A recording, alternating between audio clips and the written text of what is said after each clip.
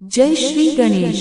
દિવાળીના પાંચમા દિવસે આવતો તહેવાર લાભ પાંચમ ધન, ભાગ્ય અને નવા આરંભનું પ્રતીક માનવામાં આવે છે। એમ કહેવાય છે કે જેમ દિવાળી પ્રકાશ આપે છે, તેમ લાભ પાંચમ આપણા જીવનમાં સુખ, સમૃદ્ધિ અને નવી તકોનો પ્રકાશ લાવે છે। નમસ્કાર મિત્રો, જય માતાજી। 10M યુટ્યુબ ચેનલ માં તમારું સ્વાગત છે। આજે આપણે વાત કરીશું એવા તહેવાર વિશે જે દિવાળીની ઉજવણીને વધુ વિશેષ બનાવે છે। લાભ પાંચમ। લાભ એટલે નફો, ફાયદો અને પાંચમ એટલે પાંચમી તિથિ। આ તહેવાર દિવાળી પછીના પાંચમા દિવસે આવે છે અને તે ઘરમાં સમૃદ્ધિ, સફળતા અને નવી શરૂઆતનું પ્રતીક છે। ખાસ કરીને વેપારીઓ અને ઉદ્યોગપતિઓ માટે આ દિવસ નવા નાણાકીય વર્ષની શરૂઆત કરવા માટે ખૂબ શુભ માનવામાં આવે છે। લાભ પાંચમની પૌરાણિક કથા। એક વખત એક વિષ્ણુભક્ત વેપારી હતો। વર્ષોથી પૂજા પાઠ કરવા છતાં તેના જીવનમાં ક્યારેય ધનનો લાભ થયો નહીં। એક દિવસ તે નિરાશ થઈને મંદિર ગયો અને કહ્યું, હે માતા લક્ષ્મી, શું હું ક્યારે લાભ નથી જોઈ શકતો? માતા લક્ષ્મી સ્મિત કરીને બોલી, મારા બાળક, લાભનો સમય પણ પુણ્યની સાથે આવતો હોય છે। આવતું કાર્તિક સુદ પંચમ લાભ પાંચમીનો દિવસ તું મારા રૂપમાં દીપ પ્રગટાવજે, હિસાબની નવી શરૂઆત કરજે અને ગરીબોને દાન કરજે। તારા ભાગ્યના દ્વાર ખુલી જશે। વેપારીએ તેમ જ કર્યું। એ દિવસે તેણે પોતાની દુકાનમાં લક્ષ્મીજીની પૂજા કરી, દીપાવલીનો દીપ પ્રગટાવ્યો અને 5 ગરીબોને અન્નદાન કર્યું। થોડા જ દિવસોમાં તેનું કામ ચાલવા લાગ્યું અને વર્ષના અંતે તે શહેરનો સૌથી સમૃદ્ધ વેપારી બન્યો। તેથી આજ સુધી વેપારી વર્ગ આ દિવસને નવું વર્ષ સમાન માનીને ઉજવે છે। નવો લેજર, નવો હિસાબ અને નવો આશીર્વાદ। લાભ પાંચમનું સાચું મહત્વ શું છે? લાભ પાંચમ માત્ર એક તહેવાર નથી, પરંતુ જીવનમાં લાભ, સૌભાગ્ય અને જ્ઞાનનું પ્રતીક છે।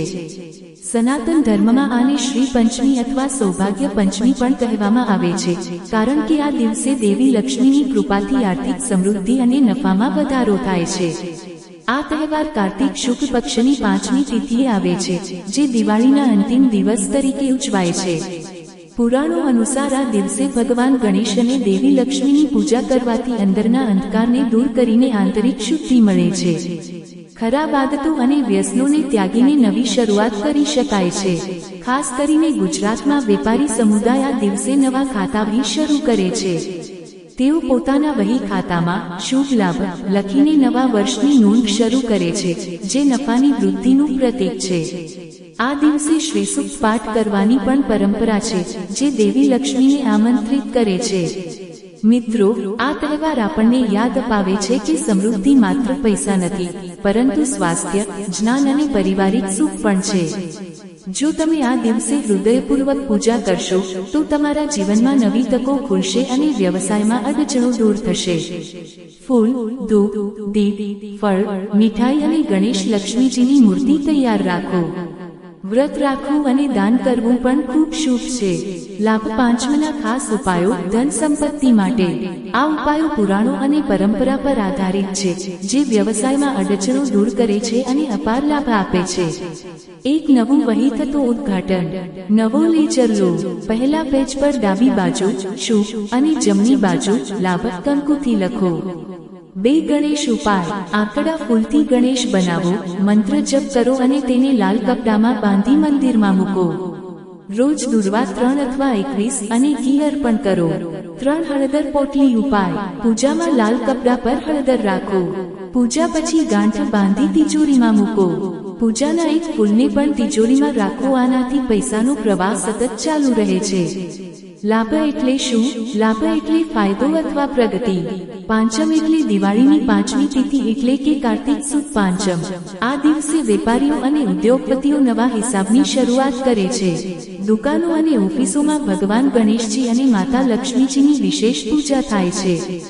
લોકોમાં માન્યતા છે કે જો લાભ પાંચમના દિવસે નવું કામ શરૂ કરવામાં આવે, તો તે આખું વર્ષ લાભદાયી રહે છે।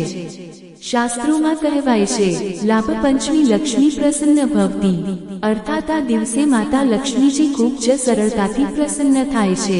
લક્ષ્મીજી અને ગણેશજીની પ્રતિમા સામે કુમકુમથી સ્વસ્તિક દોરી પૂજન કરો।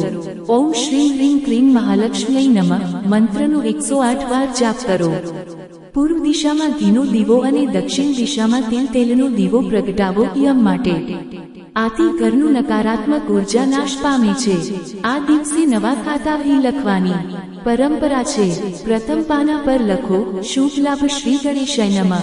એ પછી માતા લક્ષ્મીજીનું નામ લખો અને કુમકુમથી સ્વસ્તિક દોરી શરૂઆત કરો.